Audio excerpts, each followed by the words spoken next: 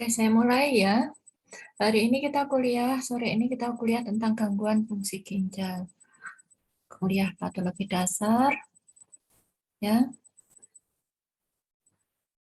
Tujuan dari mata kuliah ini adalah memahami jenis gangguan fungsi ginjal, karena ini juga penderitanya makin lama makin banyak, ya. Dan implikasinya di bidang kedokteran gigi juga banyak. Jadi makanya itu kita juga sebagai dokter gigi juga harus punya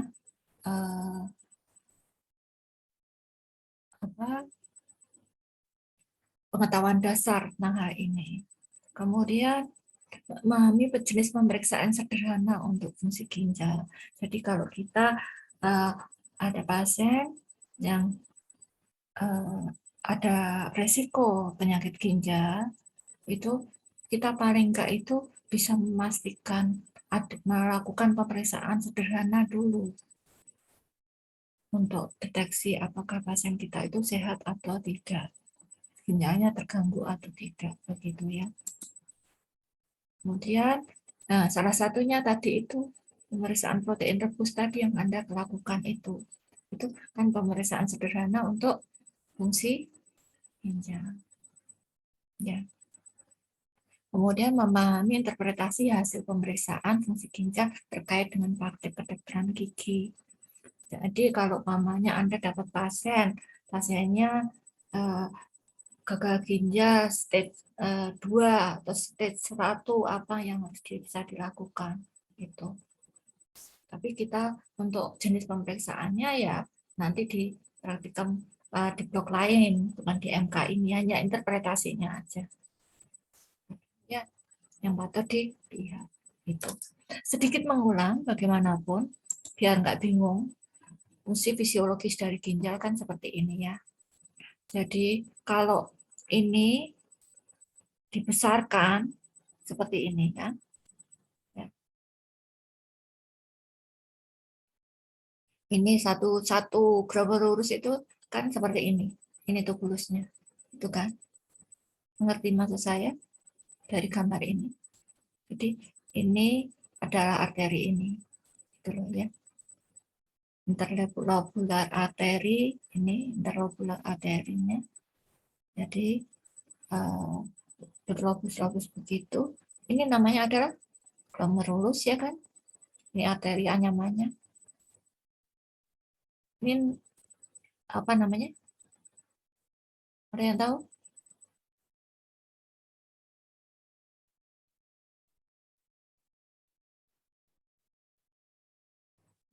Gak ada yang tahu.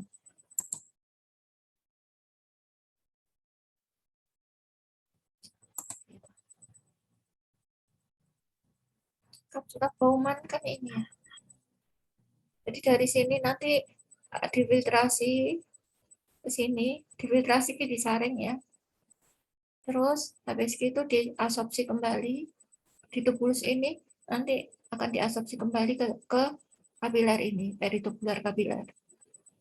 Jadi dari arteria eferen di glomerulus, kemudian masuk lagi ke tubulusnya. Nah, ini adalah pembentukan urin. Jadi dari aferen arteriol, arteri yang masuk ke glomerulus, ini yang keluar apa? Semuanya, kecuali sel dan protein. Ya kan? Ini lihat. Sel dan protein enggak keluar. Makanya kalau protein rebus positif, berarti kerusakan pada glomerulusnya. Mengerti? Ya. Kemudian filtrat itu, ini filtrat yang filtrasinya, ini filtrat yang masuk ini, kemudian glukosa diambil lagi, diresorpsi di tempat ini tadi, di sini nih. Ini digambar di sini ya. Glukosa, asam amino. Kalau protein nggak keluar, tapi asam amino keluar loh ya. Lewat filtrat, natrium, air juga. masuk kembali ke dalam peritubular kapiler. Ya. Kemudian Na, natrium.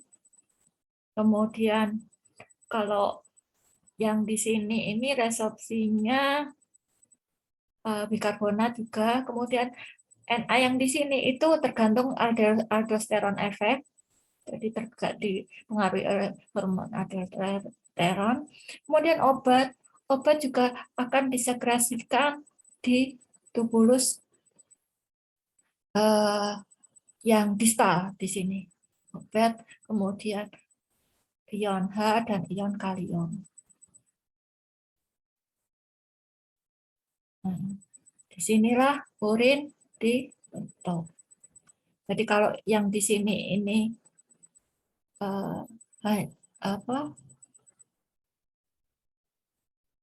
masih banyak glukosanya, di sini setelah melewati tubulus glukosanya diambil kembali. Tapi kapasitas glukosa untuk menyerap kembali, kapasitas tubulus untuk menyerap kembali glukosa dinamakan apa kemarin? Ambang glukosa renal. Tadi Budara sudah ngomong. Jadi kalau kadar glukosa di sini lebih tinggi dari ambang glukosa renal, ya akhirnya terjadi glukosuria. Mengerti? Ya. Oke.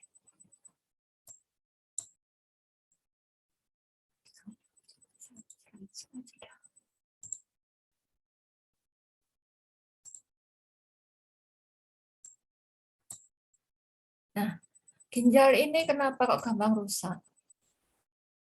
Karena ginjal itu adalah jaringan yang terpapar oleh aliran darah paling tinggi dibandingkan dengan jaringan lain. Misalnya hati, jantung, maupun otak. Ginjal Anda kecil, kecil kan? Lebih kecil daripada jantung, lebih kecil daripada otak, apalagi liver, tapi dia harus nyaring seluruh darah yang berada dalam tubuh Anda. Makanya dia gampang sekali rusak. Endotelnya terpapar terus-terusan. Kemudian jaringan ginjal itu juga paling signifikan terekspos oleh bakteri bahan-bahan maupun substan ya, bahan maupun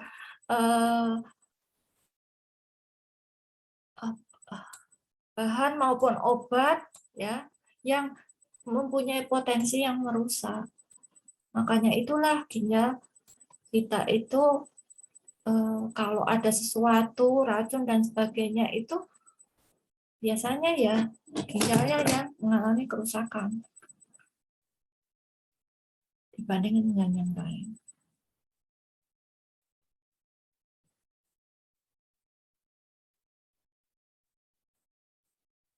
Nah, filtrasi dari glomerulus itu tergantung pada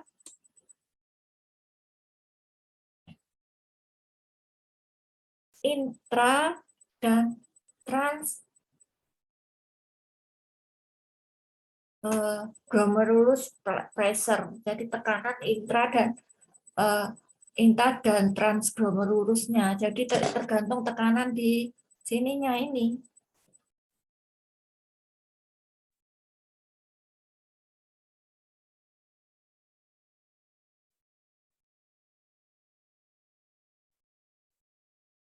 Intra ini dan transglomerulusnya ini, antara ini dan ini bagaimana tekanannya?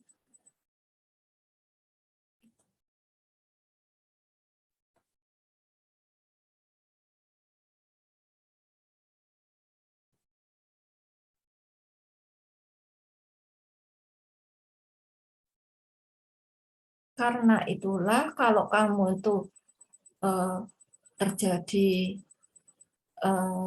tekanan darahnya tinggi, ya kan? Otomatis kan tekanan di intraglomerular ini akan meningkat, ya kan? Padahal di sini bentuknya kan seperti saringan begitu. Dia akan mengeluarkan cairan semuanya kecuali sel darah dan protein, ya kan? Masuk ke dalam tubulus ini. Nah, jadi kalau ini tekanan darahnya tinggi, ini gampang rusak nggak ini endotel di sini? Lebih gampang rusak. Rusak. Nah, itulah yang menyebabkan orang hipertensi itu endingnya kalau tidak dikontrol, apalagi kalau minumnya kurang, minum air putihnya kurang, maka ginjalnya lebih kepada rusak. Kenapa sih air putih itu harus gitu ya? Karena semakin kental darah ini, semakin berat kerja ginjalnya. Jadi filtrasinya itu menjadi kerjanya menjadi berat gitu. Makanya itu air putih yang perlu, bukan air gula, apalagi boba. Alin ketawa. Alin suka boba ya, Alin. Apalagi kopi. Jadi air putih tetap diperlukan. Gitu. Pilar, kamu nggak on, kenapa Pilar? Tidur, ngantuk. Ya, kayak gitu ya. Jadi seperti ini fisiologisnya. Karena itulah hemodynamic injury ini sangat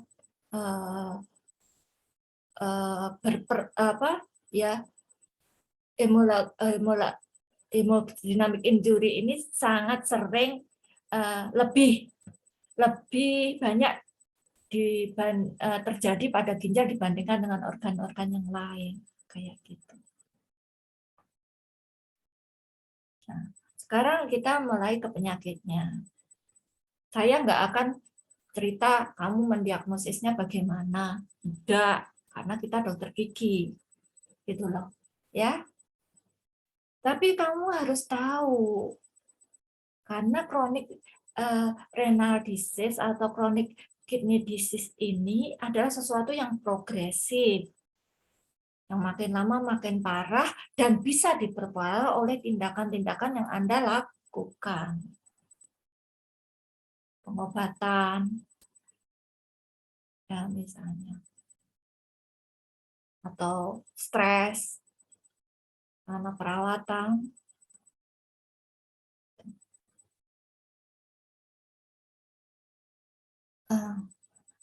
Chronic kidney disease itu ciri khasnya adalah adanya fibrosis, jadi jaringan renal itu diganti dengan jaringan fibros. Glomerulosclerosis itu jaringan fibrosnya sudah mengalami sklerosis. Sklerosis itu pengerasannya. Dan fibrosis juga pada tubulointersisialnya, tubulusnya tadi. Ya.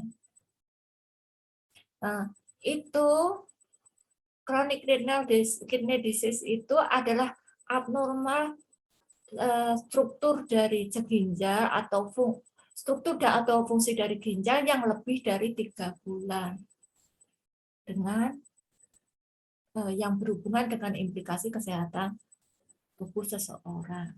Gitu.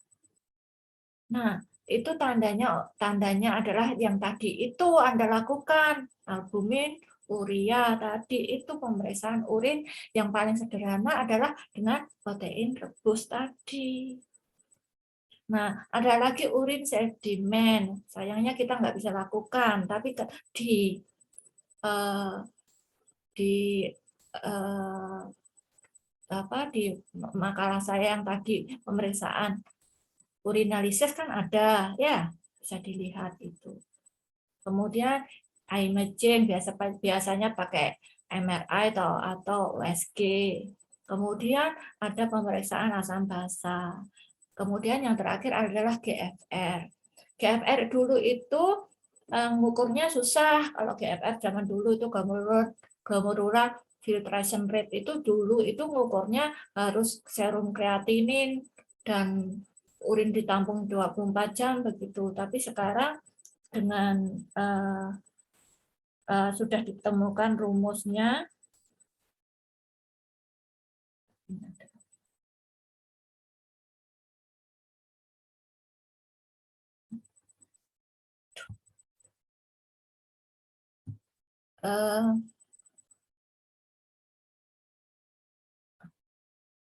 Ada rumusnya nanti. Bentar. Jadi kalau GFR itu kurang dari 60 ml per menit per 1,7 meter kubik itu jadi pernya peran ya itu menandakan adanya gangguan.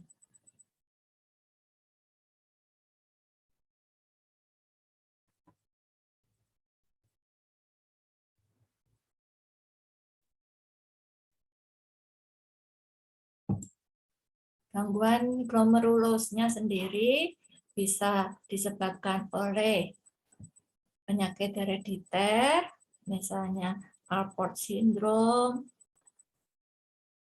atau hereditary nephritis yang biasanya juga X-linked dominant trait, dominannya pada laki-laki. Itu saja kalau X-linked itu. Kemudian trigger bisa juga glomerular disease yang disebabkan karena ada penyebab yang lain yang disebabkan karena immune mediated injury, karena ada imun kompleks ya. Misalnya imun kompleks itu bisa karena hipersensitivitas tipe 3 gitu ya. Nah, jadi karena ada imun kompleks, ada metabolik, misalnya obat-obatan maupun mechanical stress seperti tadi saya jelaskan, ada hipertensi.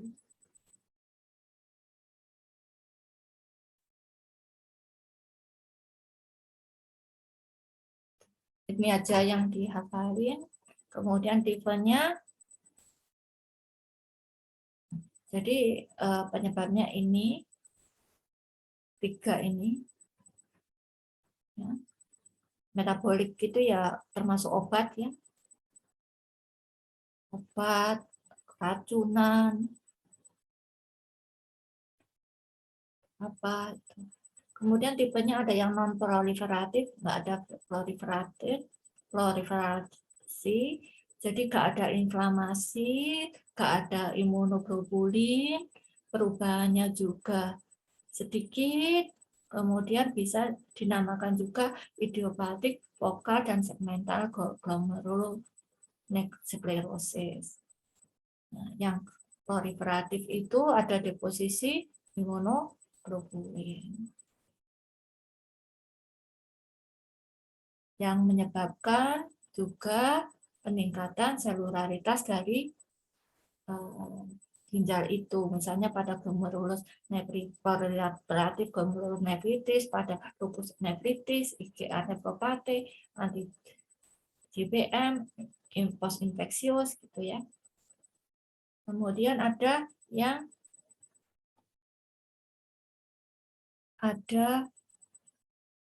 proliferatif ini juga ada yang diakibatkan oleh inflamasi maupun jejas, tetapi tidak ada imunoglobulin. Misalnya Pauci imun glomerulonefritis tadi itu. Nah, yang heterogeneous group itu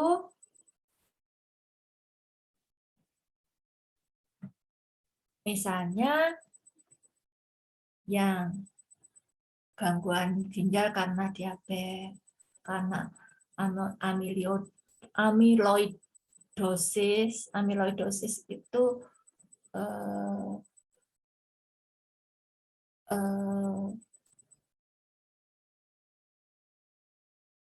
apa neoplasia pada sel plasma, Mbak. Sehingga sel plasma itu menghasilkan amiloid atau proteinemia. Jadi ada proteinemia di situ, proteinnya keluar itu juga bisa mengakibatkan ini. Nah, tadi kan gangguan pada glomerusnya. Kalau gangguan pada tubulus interstisialnya, tubulusnya tadi itu lebih sering. Jadi yang lebih sering itu bukan glomerulosnya, tapi di tubulusnya lah kelainan itu muncul. Jadi tubulus itu karena apa? Tubulus itu ternyata 90% dari volume ginjal itu di apa adalah terdiri dari tubulusnya. Saya seperti bilang ya kemarin juga, saya itu nerjemahkan susah. Jadi kamu kalau belajar bahasa Inggris, kenapa sih punya saya bahasa Inggris semua, supaya Anda juga terbiasa gitu loh. Saya itu pengennya. Jadi nggak perlu diterjemahkan tapi ngerti gitu loh. Jadi tubulus interstisial itu karena dia 90% itu. Dan juga tubulus interstisial itu lebih terjadi maksudnya kelainan pada tubulus inilah yang menyebabkan kegagalan pada fungsi ginjalnya. Seperti tadi saya barusan ngomong ya. Kemudian kegagalan tubulus itu biasanya disebabkan karena tubulo interstisial fibrosis. Ada fibrosis di situ. Fibrosis sendiri itu penyebabnya apa? Ya karena ada jejas, insult. Insult itu bukan jejas ya, agent ya. Jadi penyebab seperti obat, racun dan sebagainya tadi, atau hipertensi dan sebagainya tadi menyebabkan respon inflamasi.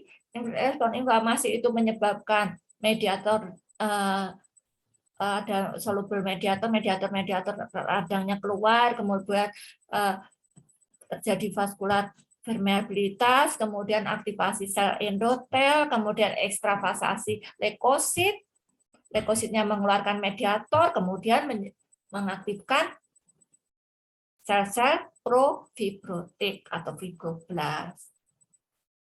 Nah, apa itu mediator-mediator itu? Mediator itu adalah seperti angiotensin 2, TGF1, TGF beta 1, CTGF, PDGF, FGF ya, grup FGF2, EGF, T1, kemudian tritase, mast cell, semuanya ini adalah mediator renal fibrogenesis. Jadi kalau kita bilang fibrogenesis ini berarti yang mengakibatkan jaringan fibrosis. Oke, sampai sini ada pertanyaan? Ya, Lutfi Alin. Izin bertanya, dokter. Tadi untuk tubulo interstisial fibrosis itu penyebabnya ada kayak pengonsumsi obat gitu nggak, dokter? Kalau misal sering mengonsumsi vitamin itu apa berpengaruh ke tubulo interstisialnya nggak, dokter? Kalau vitamin, umpamanya vitamin C, kamu dosisnya tiap hari tinggi, ya, karena vitamin C itu larut dalam air dan dia asam.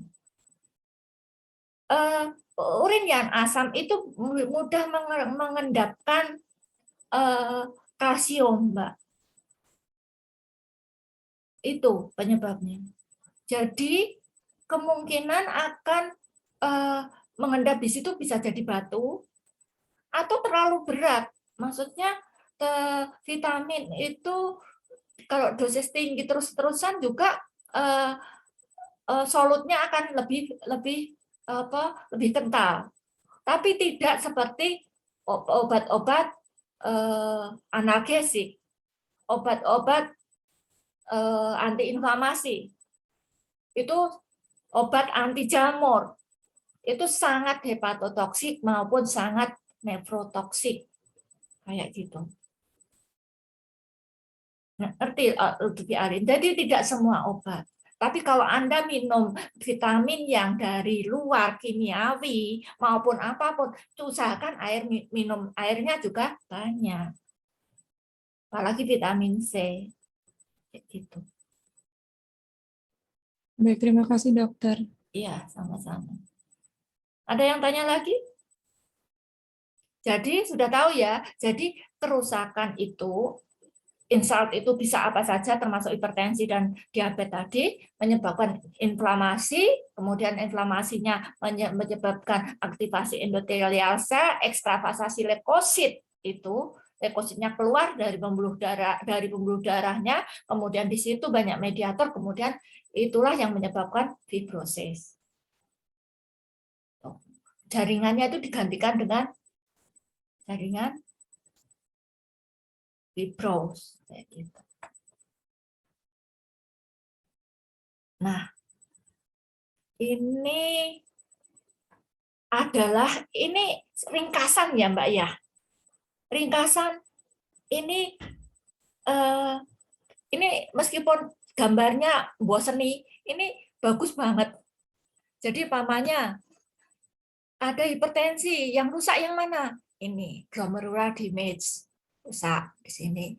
Immunological injury, metabolic injury, misalnya glukosa, lipid, paraprotein. Kemudian genetic defect itu menyebabkan damage di sini. Nah, damage di sini konsekuensinya apa? Ini yang terjadi. Diminished production of growth factor. Growth factor yang dikeluarkan oleh ginjal apa? Eritropoietin kemarin sudah lupa lagi. Kemudian perubahan matrek. Ini semuanya ya sebagai tambahan lah.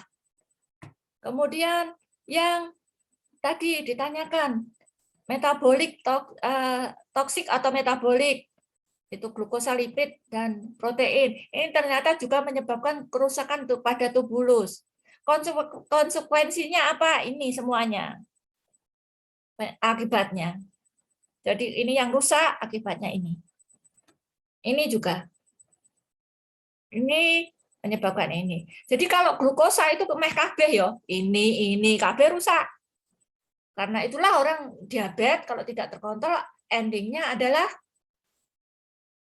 ginjalnya yang terjadi kerusakan. Ya. Demikian juga respon imun tadi, imunitas tadi. Nah, yang ini infiltrasi inflammatory cell tadi ya. Sudah ya kan, ini sudah tadi sudah saya ajarkan. Jadi ini makrofag keluar, sel dendrit keluar, ini yang memicu fibroblast ini gitu.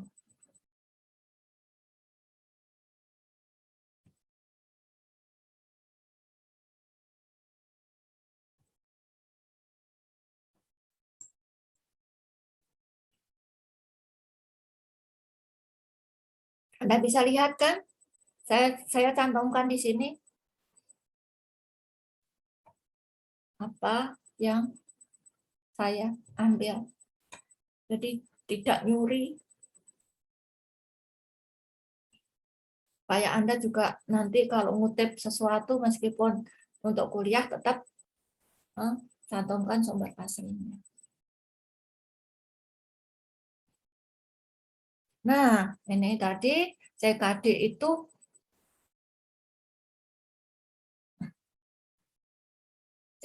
ternyata itu jauh lebih prevalensinya dibanding dengan yang diduga sebelumnya. Sekitar 10-15% dari populasi di Western ya itu ternyata kena chronic kidney disease. Tapi di Indonesia sendiri nggak ngerti sih, aku nggak punya datanya. Nah, selain itu apa? Kenapa ini penting? Karena apa? Karena biayanya mahal kalau sakit ini. Kalau namanya stage 1 itu sekitar per tahunnya sekitar $1.700 bisnya. Kalau umpamanya lebih dari untuk stage 4 malah $12.700. Pak, sekarang sih cuci darah sudah ditanggung sama BPJS ya. Tapi kalau belum, ya meskipun sekaya-kayanya ya jadi bangkrut juga gitu kan. Nah, GF ini tadi satu kotak, jadi ini kriteria definition of chronic disease ini dihafalin pokoknya ya. Jadi lebih dari 3 bulan, ada abnormalitas fungsi atau struktur, tanpa atau dengan penurunan GFR. Yang nantinya dapat menurunkan GFR juga nantinya. Gitu.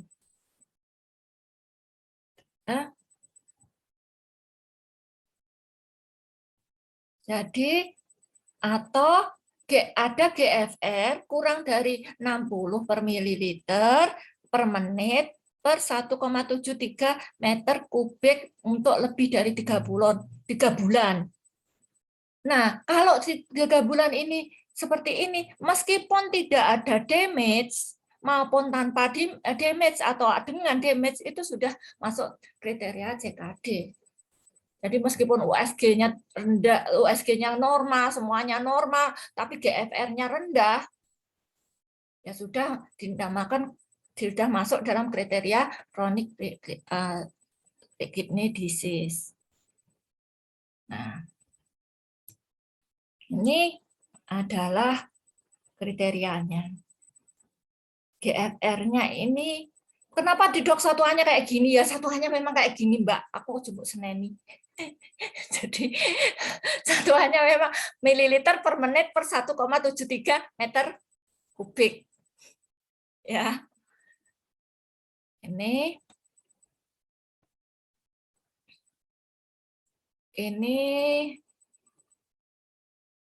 ada stage 1 itu ini ya.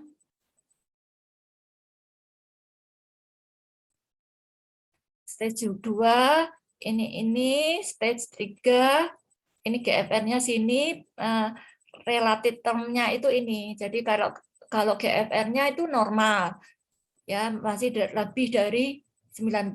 Tapi terjadi albuminuria atau proteinuria atau hematuria. Ini sudah tanda-tanda meskipun GFR-nya masih tinggi. Ini sudah stage 1 masuk. Nah, kalau di sini masih normal juga kan? 60 sampai 89. Tapi ada ini.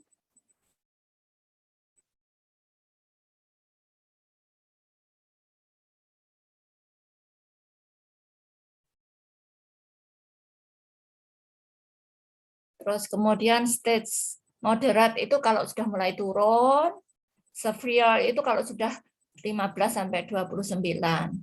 Gagal ginjal dinamakan gagal ginjal apabila kurang dari 15 atau sudah dilakukan dialisis. Harus. Jadi klasifikasi berdasarkan keparahan itu kalau klasifikasi berdasarkan treatment itu ada 2, yaitu T, yaitu bila pasiennya itu pakai dia menjalani transplantasi, D itu bila dia dialisis, baik hemodialisis maupun peritoneal dialisis. Jadi kalau klasifikasi berdasarkan pengobatan itu ya pasien itu dia bagi 2, T atau D. Kalau severity sampai 5 ini. Tuh. Ya. Karena CKD itu dapat berprogres menjadi gagal ginjal end stage renal disease, bahkan bisa menyebabkan kematian, maka early detection itu adalah suatu yang kritikal. Jadi supaya ada terapi intervensinya itu supaya lebih dini begitu. Kemudian untuk mengurangi nephrotoxin exposure, misalnya dia kerja di tempat yang banyak bahan yang nefrotoksik, atau dia minum obat nefrotoksik begitu ya. Tuh, supaya karena kalau sudah progres nggak bisa balik gitu loh. Pamannya orang sudah stage 2, bisakah balik ke stage 1? Nggak bisa.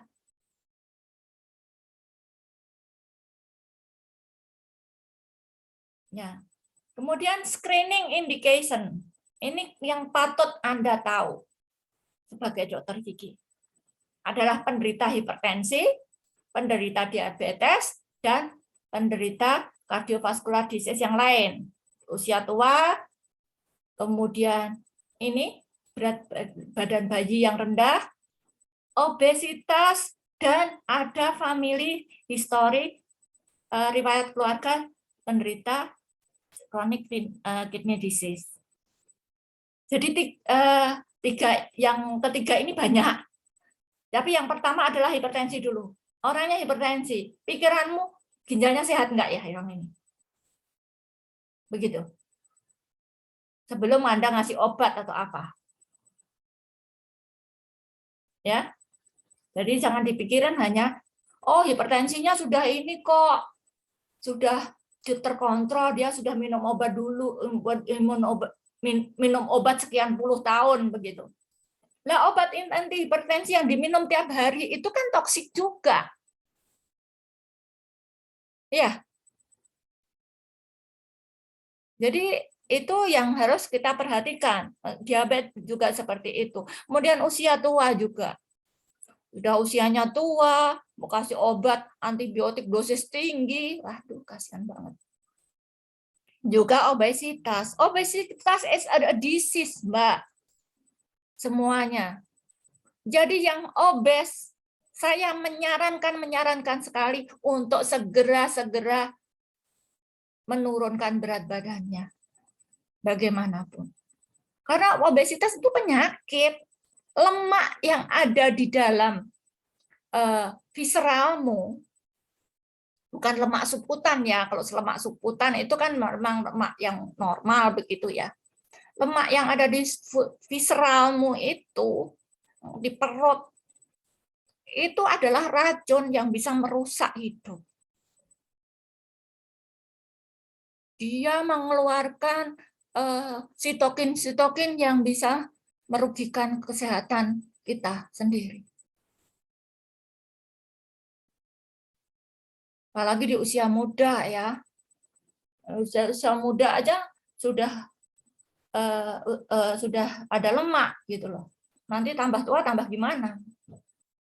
Ayo, yang beratnya BMI-nya lebih dari 18 lari tiap hari. Bagaimana supaya turun? Sudah enggak anu ya. Kalau zaman dulu kan kegemukan itu adalah petanda bahwa makmur begitu. Kalau sekarang kegemukan petanda nggak sehat.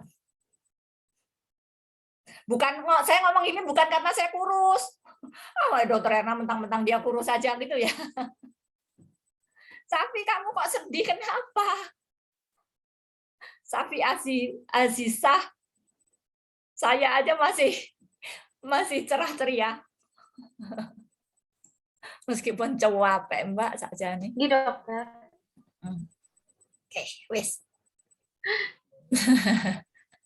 Nah, Mohon maaf dokter, izin mengingatkan absensi dokter. oh iya, untuk kelas B ya. Makanya aku bilang, aku ini kelasnya tak dobelin, bukan karena apa, tapi karena waktunya yang nggak cukup. Aduh. Ini. Ya, gimana ya supaya.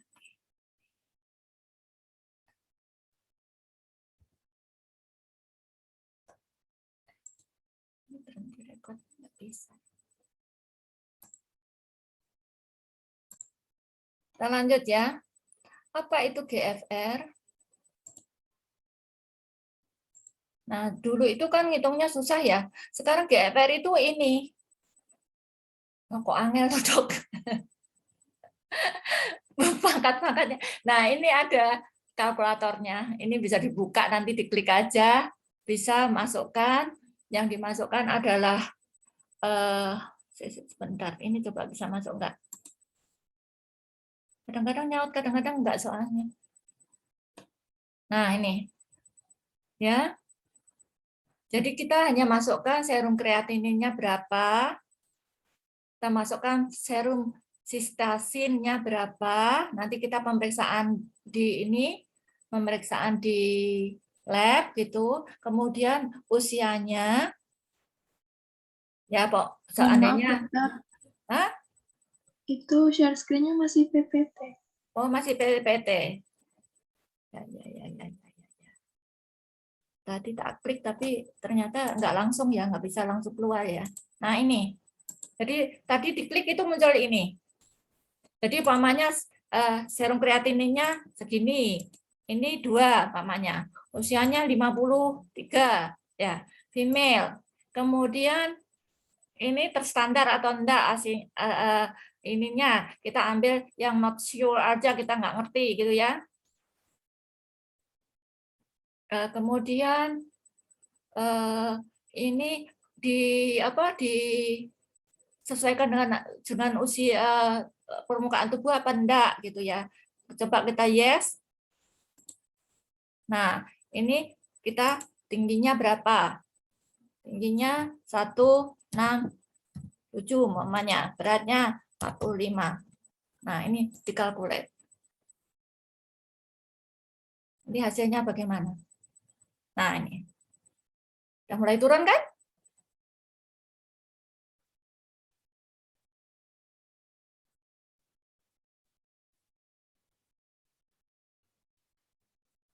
Sudah mulai turun. Ini CKD classification-nya sudah G3A1. Progresifnya moderat. Reinfeksi monitoring harus setiap tahun dimonitor. ACR itu apa? Ini ACR itu di sini. Tapi ini kamu nggak usah belajar ngerti apa-apalah. Pokoknya kamu tahu GFR-nya itu. Kalau ini GFR-nya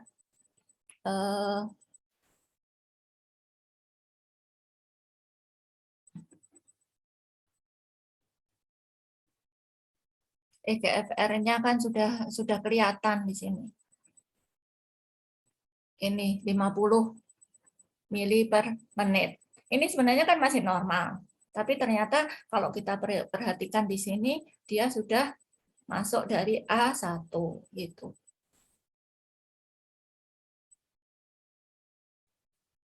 Apakah dia perlu dirujuk ke nefrologis? Belum, not needed. Tidak perlu. Ya. Jadi kamu nggak perlu rujuk. Hanya orangnya hati-hati di sini. Itu ya. Kalau serum kreatinin, capmine, serum sistatin, coba ini kita kecilkan. Ya akan berubah hasilnya.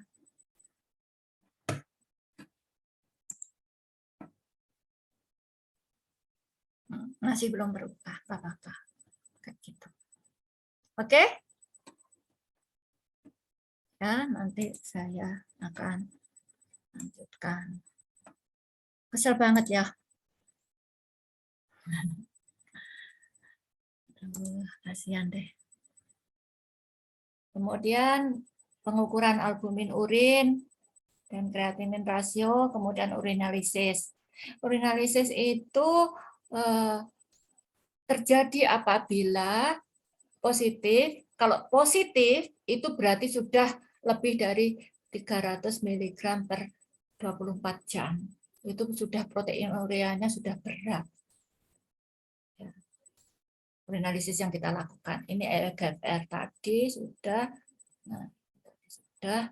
Kemudian jadi biasanya sih liren ini lebih susah. Jadi biasanya yang inilah yang sekarang dipakai gitu. Kamu hanya perlu tahu itu aja. Serum kreatinin itu aja sudah cukup. Biasanya serum kreatinin kan untuk menghitung GFR tadi sama serum sistatin itu. Kemudian bun itu apa? Urea yang harusnya dibuang gitu kan. Metabolisme dari protein dan dari makanan, protein dari makanan dan protein dari jaringan kita. Jaringan kita kan selalu digantikan gitu kan. Nah, itu jaringan yang rusak itu juga meningkatkan blood urea nitrogen. Biasanya difiltrasi secara bebas di glomerulus, kemudian diabsorpsi kembali di tubulus.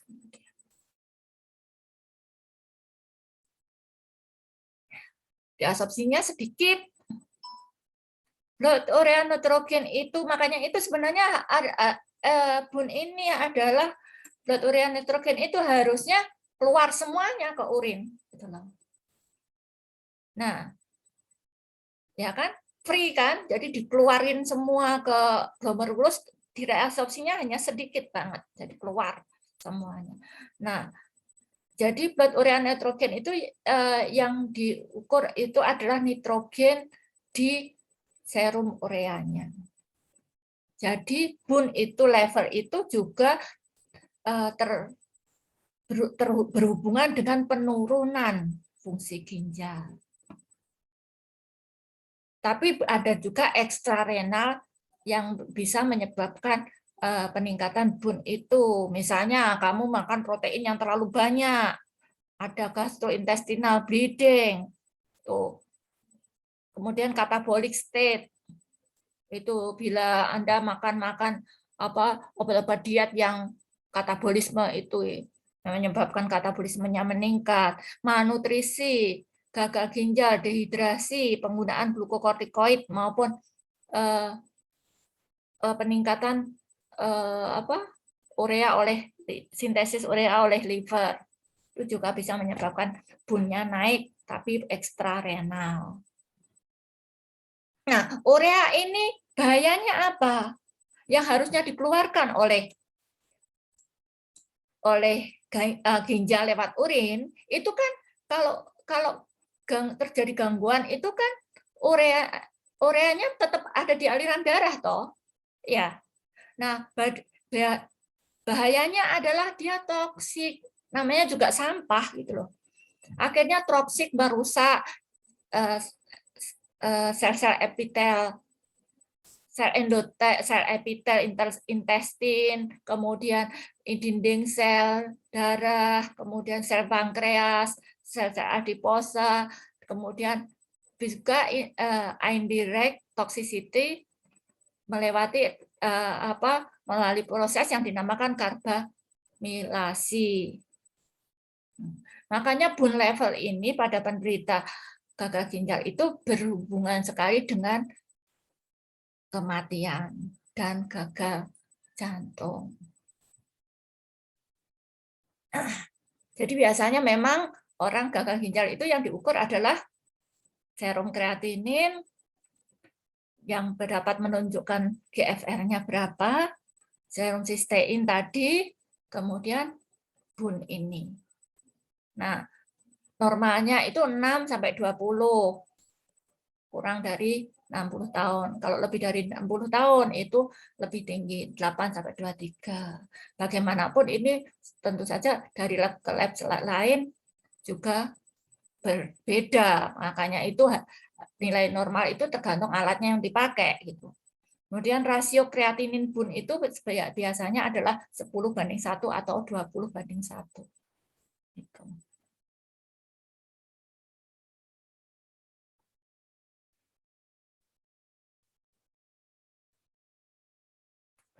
Ya. Belum deh. Ini sudah tadi ya. Jadi sudah saya pelajari. Kemudian screeningnya ini.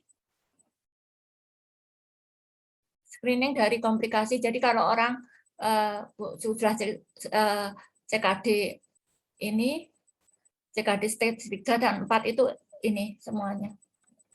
Komplikasi yang dideteksi itu ini. Ada anemia, ada ini, ada hiperkalemia, ada asidosis, seperti ini. Bisa dibaca sendiri. Kemudian ini ada penyakit lagi yang dinamakan nephrotic syndrome. Nephrotic syndrome itu masih protein urea. Banyak sekali protein ureanya. Yang bisa menyebabkan hipoalbuminemia. Yang kemudian hipoalbuminemia ini memberikan dampak berupa hiperlipidemia, edema, dan komplikasi-komplikasi yang lain. Jadi albumin itu kan mengatur kekentalan dari darah kita. Kalau albuminnya keluar kan darahnya jadi lebih encer, akhirnya terjadi eksudasi di mana-mana. Akhirnya pada nephrotic syndrome itu orangnya kakinya bengkak, Mbak. Kemudian lemak darahnya juga banyak. Tuh, hiperlipidemia juga. Ini penyebabnya adalah peningkatan permeabilitas karena kerusakan basement membran dari renal glomerulus. Ini biasanya bisa disebabkan karena infectious disease. Misalnya ada orang yang ISPA, bisa terjadi nephrotic syndrome ini. Alergi, banyak sekali karena alergi. Kemudian yang ketiga bisa, ini jarang, itu karena gigitan serangga, karena vaksinasi juga bisa menyebabkan nephrotic syndrome. Adik saya kemarin kena, jadi dia itu vaksinasi hepatitis COVID, yang ketiga kakinya bengkak 3 bulan. Karena memang dia punya alergi ya, dia alergian macam-macam laki-laki. Aduh, bengkak, aduh kasihan banget. Ya karena itu respon alerginya kemudian menyebabkan basement membrannya itu di renal glomerulus itu meningkat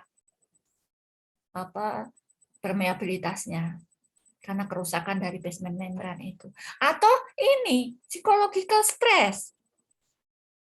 Treatmentnya, obat-obatnya yang menyebabkan. Nah, itu yang men-trigger. Kalau penyebabnya itu yaitu minimal nephropati yang kecil atau focal glomerulosclerosis atau membranous nephropati atau hereditary nephropati. Kemudian penyebab sekundernya macam-macam ini juga. Ada diabetes, ada immune disorder. Nah, immune disorder ini kemudian ada infeksi juga. Penyebab sama pemicu itu beda ya Mbak Yo. Jadi kalau penyebab ini belum tentu menimbulkan gejala. Yang menimbulkan gejala itu adalah pemicunya. Mana loh? Seperti diabetes dia kemudian terjadi kerusakan. Tapi sebenarnya tidak memicu suatu gejala. Nah, kalau kemudian dia ditambah dengan ini triggering faktor ini, ya kemudian muncul itu nefrotik sindromnya. Gitu. Nah, ini lab tesnya protein urea, sedumennya banyak Cas karena banyak terjadi banyak protein di urin. Protein itu kan sesuatu yang bisa menggumpal. Nah, begitu menggumpal, dia membentuk Cas. Kemudian juga lemak juga tinggi. Gitu. Kemudian tesnya pada serum albuminnya biasanya rendah. Nah, jadi itu karena banyak kebuang albuminnya. Kemudian tes serologiknya untuk melihat penyebab sekunder dari nefrotik sindrom, apakah ini alergi atau apa begitu. Serologis itu serum, jadi imunoglobulinnya. Udah? Ada pertanyaan lagi? Ini materi yang saya pakai.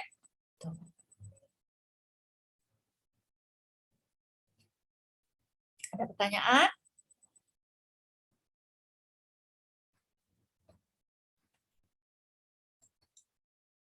Pas azan maghrib.